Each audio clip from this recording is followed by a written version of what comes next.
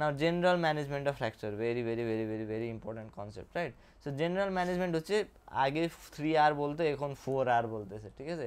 First আর হচ্ছে resuscitation ও recognition. যদি ফ্র্যাকচারটা মানে ওপেন ফ্র্যাকচার হয়, রাইট, বেশি ব্লিডিং হয়, তাহলে আমরা আগে তো ফ্র্যাকচার রিডিউস করবো না, আগে তো রিসাসিটেট করবো, right?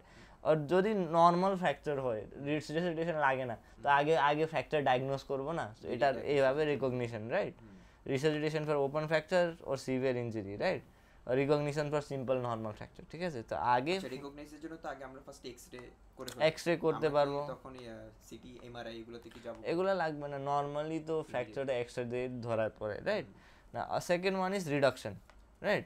To restore the adequate apposition and normal anatomical alignment, right? So যদি ফ্র্যাকচার ডিসপ্লেস হয়ে যায় তাহলে আমরা রিডিউস করব, রাইট? তো দ্য থিং ইজ যদি ফ্র্যাকচার ডিসপ্লেস হয়ে যায়, সব ফ্র্যাকচার রিডাকশন করা লাগে না, রাইট? এটাই, ঠিক আছে? আমি একটু আগে বললাম না, দুই ধরনের reduction, close reduction and open reduction.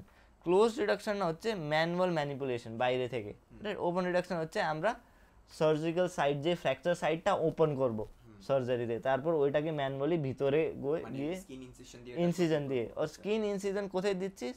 যে ফ্র্যাকচার সাইট আছে শুধু ওখানে ইনসিজন দিচ্ছি। যদি তোমার এখানে ফ্র্যাকচার হয়েছে, এখানে স্কিন কেটে আমরা ভিতরে গিয়ে ওইটা করতেছি ফ্র্যাকচার সাইটে, রাইট? এখন আরেকটা তুমি কনফিউজ হবা, ঠিক আছে? ক্লোজ রিডাকশনে অনেক ক্ষেত্রে সার্জারিতেও ক্লোজ রিডাকশন, সার্জারি করলেও এটাকে ক্লোজ রিডাকশন বলে, রাইট? এখন এটা আমি তোমাকে এখন বলবো নাকি পরে বলবো? এখন বলবি, ঠিক আছে? লাইক যদি তোমার ফ্র্যাকচারটা এখানে হয়েছে, রাইট, কিন্তু তুমি ইনসিজন এখানে দিছো উপরে, এখান দিয়ে গিয়ে তুমি এটাকে রিডিউস করছো, incision, skin incision is away from the fracture line, এটাকেও আমরা ক্লোজ রিডাকশন বলবো, ঠিক আছে? কিন্তু এটা মনে রাখবা না, এটা লাগবে না তোমার, এমনি ইন্টারনাল ফিক্সেশন করার জন্য নাকি? না, ইন্টারনাল ফিক্সেশন করার জন্য না, কিন্তু যখন তুমি সুপ্রাকন্ডাইলার ফ্র্যাকচারের ম্যানেজমেন্ট পড়বা, তো যদি অনেক সিভিয়ার ডিসপ্লেসমেন্ট হলেও আমরা ক্লোজ রিডাকশন করতেছি। আমি জিজ্ঞেস করছি ক্লোজ রিডাকশন ওপিডিএস এর পার্থক্যটা কি, শুধু তো স্যার বলছে যে ক্লোজ ওপেন রিডাকশনটা যখন বলি, যখন ফ্র্যাকচার সাইডের উপরে আমরা ইনসিজন দিই, শুধু ওইটাকে ওপেন রিডাকশন বলি, রাইট? সো কোনো ক্লোজ রিডাকশনে আমরা যদি ফ্র্যাকশন সাইডে দূরে ইনসিজন দিই ও রিডিউস করি সার্জারি দিয়ে, ওইটাকে আমরা ওপেন রিডাকশন বলবো না, ওইটাকেও ক্লোজ রিডাকশন বলবো, ঠিক আছে? কিন্তু এটা আমি বললাম স্কিন ইনসেশনটা কি আমি বলবো, কারণ আমার যদি ওপেন ফ্র্যাকচার নিয়ে আসে সেটার ম্যানেজমেন্টে তো ওপেন রিডাকশনই হবে। হ্যাঁ, ওপেন ফ্র্যাকচার লাইনে ওপেন রিডাকশন, কিন্তু যদি ফ্র্যাকচারটা অনেক ওপেন ফ্র্যাকচার থাকে না, কিন্তু অনেক বেশি কমপ্লিকেটেড হয়ে গেছে, তুমি বাইরে দিয়ে এমনি, ওইটার জন্য তো স্কিন লাগবে না, রাইট? সো ওপেন রিডাকশন হচ্ছে সার্জারি লাগবে সিম্পলি, ক্লোজ রিডাকশন সার্জারি লাগবে না তোমার জন্য এতটুকু, ঠিক আছে? না, রিটেনশন, এখন আগে ধরো তোমার একটা ফ্র্যাকচার এভাবে আছে, রাইট? তো আগে রিডাকশন করবা, রিডাকশন করে সোজা নিয়ে আসবা, রাইট? নাও এই দুইটা ফ্র্যাকচারকে তো কাছে নিয়ে আসতে হবে, রাইট? না, কাছে নিয়ে আসছো কিন্তু ওইটা ধরতে হবে না, so this process is called retention, right? Retention, how do you do retention, right? Retention হচ্ছে ইয়াটা, মানে যাতে আমরা যে রিডাকশনটা যাতে মেইনটেইন থাকতে পারে, হ্যাঁ, আবার ওইভাবে ডিসপ্লেস না থাকে। রিটেনশন না করি তাহলে আমার কি হবে ওই জায়গা? রিটেনশন না করলে তুমি এখন রিডাকশন করে দিবে, পাঠাই দিছো বাসায়, তারপর ওটা লাইক নাড়বে, হ্যাঁ, তো ওইটা আবার ডিসপ্লেস হয়ে যাবে, ও হাঁটবে, ও নাড়াচাড়া করবে, আবার ডিসপ্লেস হয়ে যাবে। আর যদি আবার ডিসপ্লেস হয়ে যায় তো তোমার হিলিংটাও ম্যাল অ্যালাইন হবে না, রাইট? তো হিলিংও এভাবে বাঁকা করে হিলিং হয়ে যাবে, তার যদি বাঁকা করে হিলিং না, এটা সহজ করা অনেক কঠিন, তো পার্মানেন্ট ডিফর্মিটি হয়ে যাবে। অনেক রোগীদের, মানুষদের এরকম ডিফর্ম হাত তার থাকে না, ফ্র্যাকচারের পর যদি ওর ভালো রিডাকশন না হয়, রিটেনশন না করি, তাহলে এভাবে হিল করে যাবে, right? So that could also be a case. So retention করবে, retention কেমনে করবে? There are multiple ways to do retention. First way is the most common way যেটা আমরা করি, ওটা হচ্ছে কাস্ট ও প্লাস্টার করি। কন্টিনিউয়াস ট্র্যাকশন না, কন্টিনিউয়াস ট্র্যাকশন ভিতরে না, আমি বলতেছি continuous traction similar to continuous traction, ওই গ্রুপে আসতেছি যে আমরা প্রথম সব like most common thing that we can do is we can give a plaster, right? Now there is a difference between cast and slab, right? So what is the difference? Cast হচ্ছে mainly 360 ডিগ্রিতে আমাদের ইয়াটা করা হয়, yeah, full circumference, right? আর স্ল্যাবটা হচ্ছে 180 degree, slab 180 degree, open half, right? Exactly. So when do you decide কাদেরকে caste দিব কাদেরকে স্ল্যাব দিব? কাস্ট স্ল্যাবটা মিলিয়ে দেওয়া হয় কোনো একটা ইনজুরি হওয়ার আফটার 72 আওয়ার্স, যেহেতু তখন অ্যাকিউট ইনফ্লামেটরি রিঅ্যাকশন হওয়ার অনেক চান্স থাকে, যেহেতু ওই যে সোয়েলিং রেডনেস ওগুলো বাড়বে, এই কারণে স্ল্যাব দিব যাতে তার ওই এফেক্টেড পোরশনটাতে ওই জায়গাটা থাকে, গ্যাপটা থাকে। আর আফটার 72 মানে 3 দিন 4 দিন হয়ে যাওয়ার পর আমরা ওটা পরবর্তীতে কাস্টে কনভার্ট করব। এক্স্যাক্টলি। সো কম্পার্টমেন্ট সিনড্রোমে রিস্ক থাকলে আমরা কাজটা অ্যাভয়েড করব, কারণ কি ওই 360 ডিগ্রি সোয়েলিং হইতে দিবে না, প্রেসার বেড়ে যাবে, তুমি যেটা বলছো। বাট আফটার আমরা যদি ওই জায়গায় ধরেন কেউ 72 আওয়ার্সের মধ্যে যদি এখানে স্ল্যাব দিয়ে দেয়, তাহলে কি মানে কাস্ট করে দেয়, তাহলে কি হতে পারে ওই জায়গাটা? প্রেসার বেড়ে যাইতে পারে, যে সোয়েলিং হয়ে তারপর ব্লাড সাপ্লাই কমে যাবে, ব্লাড সাপ্লাই করে নেকলে হয়ে যেতে পারে না পরে। গ্যাংগ্রিন হয়ে যায়, হাত কেটে অ্যাম্পুটেশন করলে তো তোমার লাইফ সেভ হবে। যদি গ্যাংগ্রিন হয়ে গেল, ওখান থেকে ইনফ্লামেটরি ব্যাকটেরিয়া ইনফেকশন স্প্রেড করে যাবে না, তারপর সেপসিস হয়ে মাল্টি অর্গান ফেলিয়ার, মারাও যাইতে পারে। তো অ্যাম্পুটেশন তো করলে তো রোগী বাঁচবে, যদি ওইটা করতে পারে। আচ্ছা, গ্যাংগ্রিনের ট্রিটমেন্ট কি অ্যাম্পুটেশন ছাড়া অন্যভাবে করা যায় না? গ্যাংগ্রিন হয়ে গেলে তো dead, gangrene means dead tissue, macroscopic death of tissue, right? তো ওইটার জন্য তো কিছু করার নাই, তোমার অ্যাম্পিউটেট তো করবে। তোমার ফুড গ্যাংগ্রিন হলে অ্যাম্পিউটেট করবা, যে কোনো অর্গান গ্যাংগ্রিন হলে তুমি সার্জারি ছাড়া আর কোনো ট্রিটমেন্ট নাই। আলসার একবার কোশ্চেনটা করছিলেন। আচ্ছা এখন কি করবে আমরা? ওই দুইটা ফিঙ্গার অলরেডি ডার্ক হয়ে গেছিল, মানে গ্যাংগ্রিন হয়ে গেছে, তখন বলছি টু অ্যাম্পুটেট করব। ঠিক আছে, সো প্লাস্টার দিব। It can be either cast or slab, right? You can even do functional bracing. ব্রেসিংটা হচ্ছে অনেকের ক্ষেত্রে প্লাস্টার দেয় না, এরকম এটা ভাবছিলাম ফাংশনাল ব্রেসিং। না ব্রেসিংটা হচ্ছে তোমাদের আরেকটা ক্লাস নেবে যে ব্রেসিং এর জন্য, ঠিক আছে? ব্রেসিংটা হচ্ছে অনেকের ক্ষেত্রে প্লাস্টার লাগে না, যদি like there is small fracture of the phalanx, distal phalanx, তাহলে ওই বডি স্প্লিন্ট দেয় না, এভাবে পায় না লাইক মার্কেটে, দুইটা আঙ্গুলে একসাথে লাগাই দিছে এভাবে, ওইটা হচ্ছে ফাংশনাল ব্রেসিং এর মতো আর কি, right? Support জন্য, so it's not a plaster, but it's just a support. For example, let's see an image, okay? Brace এভাবে, these things, না external support এমনি দেওয়ার জন্য, it's like fracture বাইরে থেকে সাপোর্ট দেওয়া, that's called functional brace. এটা দিলেও তো immobility থাকবে না, প্লেয়াররা তো মানে এই অবস্থা খেলে না। so this is like plaster থেকে আরো less invasive আর কি, এটা করতে পারবে। আর একটা হচ্ছে কন্টিনিউয়াস ট্র্যাকশন দিতে পারবে, রাইট?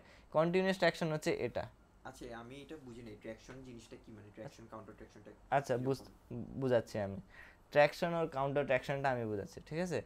তো যদি তোমার একটা ইনজুরি হয়েছে, রাইট, এভাবে হয়ে গেছে, রাইট, এখন তুমি এটাকে রিডাকশন করে তোমার ধরো ফিমার এরকম অ্যাঙ্গুলেশন হয়ে গেছে, ডিসপ্লেস হয়ে গেছে, ফিমারকে সোজা করে আসছো এভাবে, রাইট? এখন এটাকে যদি আবার এরকম না হওয়ার জন্য আমরা দুই দিকে টেনে রাখবো, ঠিক আছে? সো এই দিস থিং, সো একটা ওয়েটটা নিচে নিয়ে যাচ্ছে, রাইট, আরেকটা ওয়েট ওইটাকে উপর নিয়ে যাচ্ছে, রাইট? সো অপোজিট ডাইরেকশনে চলে আসতেছে, রাইট? সো মানে একটা আপওয়ার্ডে দিচ্ছে, একটা ডাউনওয়ার্ডে প্রেসার দিচ্ছে, so that the two forces, they help to balance each other out and they help to maintain the structural integrity, the alignment টা মেইনটেইন করার জন্য, ঠিক আছে? বুঝতেছো?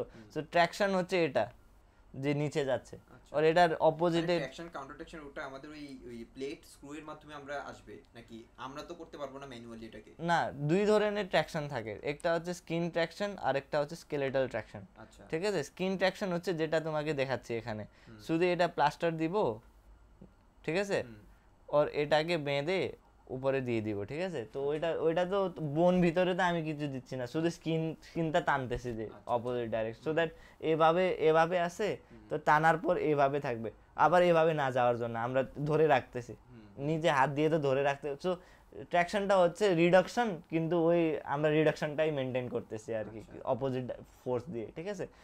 এটা হচ্ছে স্কিন ট্র্যাকশন। এখন আরেকটা ট্র্যাকশন হচ্ছে স্কেলেটাল ট্র্যাকশন। স্কেলেটাল ট্র্যাকশনে হচ্ছে শুধু instead of attaching it to the skin, এখানে তুমি ড্রিল করবা রড, আচ্ছা, রাইট? তাহলে এটা ইন্টারনাল ফিক্সেশন টাইপ হয়ে গেল না? ইন্টারনাল ফিক্সেশন হচ্ছে তোমার যদি ইন্টারনাল ফিক্সেশন হচ্ছে এটা রিডিউস করছে, করে ইয়া করে দেন, হ্যাঁ সেখান থেকে বের হয়। হ্যাঁ ইন্টারনাল ফিক্সেশনটা হচ্ছে তুমি ইন্টারনাল ফিক্সেশন করার পর তো তোমাকে ট্র্যাকশন দেওয়ার দরকার নাই, বুঝছো? অলরেডি তো তার ইয়া হয়ে গেছে। ইন্টারনাল ফিক্সেশনটা হচ্ছে আমি এটাকে সহজ করে দিলাম, তারপর একটা প্লেট দিলাম, তারপর স্ক্রু করে দিলাম, সো দ্যাট এটা ভাঁজ করতে না পারে। ওইটা দিলে তো আমাদেরকে টানে রাখার দরকার নেই, রাইট? তো internal fixation is something else, right? এটাকে আলাদা নাম বলিস। এখানে মানে একটা রড দিব 2-3টা, তারপর so that instead of attaching it to the skin ওটা রডের উপরে অ্যাটাচ হবে আর কি। সো এটা কেন করতেছি?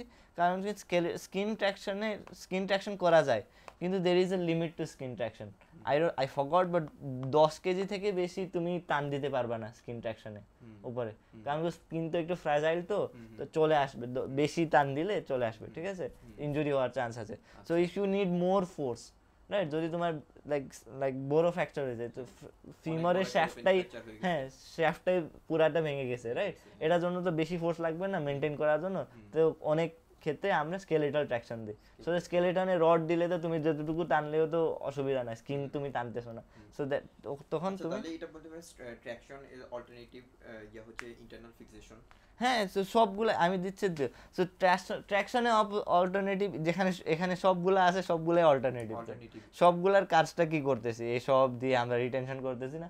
তো রিটেনশন কিভাবে করা যায়? তুমি ট্র্যাকশন দিয়ে রিটেনশন করতে পারো, প্লাস্টার দিয়ে রিটেনশন, ব্রেস দিয়ে রিটেনশন করতে পারো, রাইট? নাইলে ফিক্সেশন, এটা বলতে পারি যে কোনো পেশেন্টকে আমি ইন্টারনাল ফিক্সেশন দিলাম, যাদের ক্ষেত্রে ট্র্যাকশন দেওয়া যেতে পারে। হ্যাঁ, সো ট্র্যাকশন না দিয়ে আমি ইন্টারনাল ফিক্সেশন হ্যাঁ, দিই। অর্থোপেডিক্সটা হচ্ছে তোমার কোন পেশেন্টের ক্ষেত্রে কোন ট্রিটমেন্টটা দিবা এটাই ডিসাইড তুমি করবা আর কি, কোন পেশেন্ট। তো এটা তো আমাদের বোঝার স্কোপে বাইরে, ওরা স্যাররা জানে, রাইট? বাট আমাদেরকে শুধু কি কি ট্রিটমেন্ট আছে ওইটা বুঝলে ইনাফ, রাইট?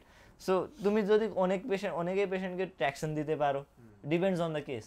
যদি অনেকে পেশেন্ট ট্র্যাকশন লাগে না, শুধু প্লাস্টার করলে হয়ে যায়, রাইট? সো অনেকে পেশেন্টকে ফিক্সেশন লাগবে, অনেক পেশেন্টে ইন্টারনাল ফিক্সেশন লাগে, অনেকে পেশেন্টে এক্সটার্নাল ফিক্সেশন লাগে, right? So depends on the case, right? এখন স্যাররা তেমন বেশি জিজ্ঞেস করবে না লাইক এক্সটার্নাল ফিক্সেশন কখন দিচ্ছ, কেন দিচ্ছ, হ্যাঁ এভাবে this is out of scope for you guys, okay? তোমাদেরকে যদি এক্সটার্নাল ফিক্সেশন আসে এটা বললে ইনাফ, যে তুমি জানো রিডাকশন কেমনে করি, right? So this all are alternatives of each other, right? আর আমি যেটা লাস্ট মেথড ওইটা ফিক্সেশন করতে পারি দুই ধরনের, একটা ইন্টারনাল, একটা এক্সটার্নাল ফিক্সেশন। ইন্টারনাল ফিক্সেশন হচ্ছে তুমি স্কিনে ভিতরে সার্জারি দিয়ে শুধু এখানে বাইরে কিছু দেখবা না, হ্যাঁ হ্যাঁ স্ক্রু প্লেট রড দিয়ে সো ভিতরে দিবা আর ফিক্স হয়ে গেল, বাইরে স্কিনে কিছু নাই। কিন্তু অনেকের ক্ষেত্রে আমরা বাইরে দুইটা ফ্র্যাকচার সেগমেন্ট আছে, এটাকে এভাবে এভাবে আর এভাবে, আর বাইরে একটা রড দিবে এভাবে, সো স্কিন বাইরে দেখা যায় না। So this is called external fixation. So fixation যে রড স্ক্রুগুলো যদি বাইরে দেখা না যায়, স্কিনের ভিতরে থাকে, ওটা ইন্টারনাল ফিক্সেশন। স্কিনে বাইরে দেখা যায়, ওইটা হচ্ছে এক্সটার্নাল ফিক্সেশন, রাইট?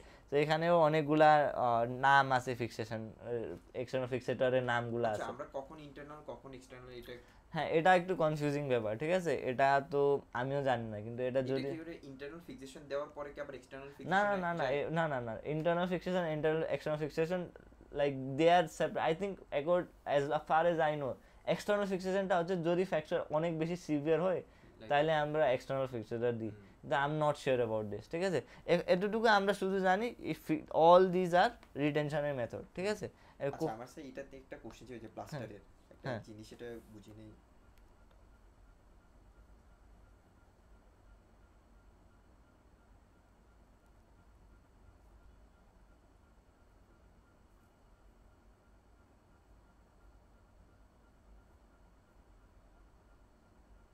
এই যে প্লাস্টারের ক্ষেত্রে যে একটা কিছু কতদিন আমরা হ্যাঁ এটা জিজ্ঞেস করবে, 3 উইকস ডবল হবে, লোয়ার লিম্বে 12 উইকস, এই জিনিসটা কেন এটা? আচ্ছা আমি বলতেছি, তোমার ফ্র্যাকচারে কতক্ষণ লাগবে হিল হওয়ার, এটা একটু সহজ ফর্মুলা আছে, ঠিক আছে? একটা চাইল্ড এর ক্ষেত্রে আলাদা, অ্যাডাল্টের ক্ষেত্রে আলাদা, ঠিক আছে? সো অর চাইল্ডে upper limb lower limb, upper limb lower limb. So upper লিমের ক্ষেত্রে যদি চাইল্ড হয় তাহলে 3 উইকসে হয়ে যাবে, রাইট? আর এটা ডবল লাগবে অ্যাডাল্টে, 6 উইক লাগবে। আর লোয়ার লিমে চাইল্ড হলে 6 উইকে হিল হয়ে যাবে, আর এটা ডবল লাগবে 12 উইকস তাহলে লাগবে। ওই প্লাস্টারটা সে 12 উইকস ওই অবস্থায় রাখবে। হ্যাঁ প্লাস্টার 12 উইকস রাখতে হবে আর কি আমাদেরকে, তারপর প্লাস্টারটা 12 সপ্তাহ পরে রোগী জিজ্ঞেস করবে না কতক্ষণ রাখবো, কতক্ষণ রাইট। সো ইন জেনারেল আর ফিক্সেশন গুলো কতক্ষণ রাখি আমরা? ফিক্সেশন গুণাটা হচ্ছে আই থিঙ্ক ফিক্সেশন ওর তো প্লাস্টারের মতো কমপ্লিট হওয়ার পর্যন্ত নাকি? না, হিলিং কমপ্লিট হওয়ার পর্যন্ত তো রাখার কারণ কথা। আমি যদি একটা পেশেন্টকে আমি ইন্টারনাল বা এক্সটার্নাল ফিক্সেশনে রাখতাম, আমি তাকে কখন ডিসচার্জ করব এরকম টাইপ যদি কোশ্চেন হয়, কখন ডিসচার্জ করব, বা এই ফিক্সেশনটা আমি কখন সরাবো এরকম টাইপ। অনেকেই ফিক্সেশন তো কখনো পার্মানেন্টলিও থাকে। মানে এই অবস্থা নিয়ে হ্যাঁ অনেকে মানুষের হার্ট ভিতরে রড থাকে না, তো ওইটা তো ফিক্সেশন করছি। তো it depends on the case, মানে সে কখন রিহ্যাবিলিটেশন স্টেজে যাবে। হ্যাঁ it depends on the case.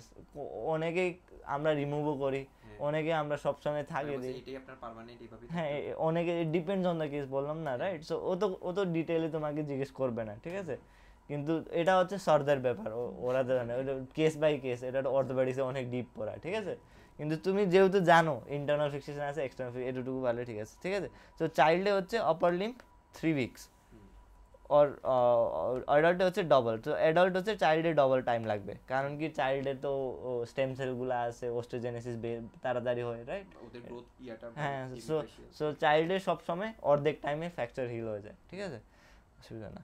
তারপর রিটেনশন শেষ হইলো না, লাস্ট হচ্ছে রিহ্যাবিলিটেশন হচ্ছে যে আগে যে ফাংশন ছিল, রাইট, সেম ফাংশন রিগেইন করার জন্য। তো রিটেনশন করে ছেড়ে দিলাম, ওকে এক্সারসাইজ করাইলাম না, তারপর কি হবে, ফিজিওথেরাপি না দিলে কি হবে, এখান থেকে প্লাস্টার দিয়ে ফিজিওথেরাপি জয়েন্টগুলোটা জয়েন্ট মানে ডিসেবিলিটি হল, মাসলটা অ্যাট্রফি হয়ে যায়, ডিসিউজ অ্যাট্রফি হয়ে যায়, তো জয়েন্টগুলা স্টিফ হয়ে যায়, রাইট। সো এটাকে আমরা রিহ্যাবিলিটেশন করবো, অসুবিধা এতটুকু, ঠিক আছে।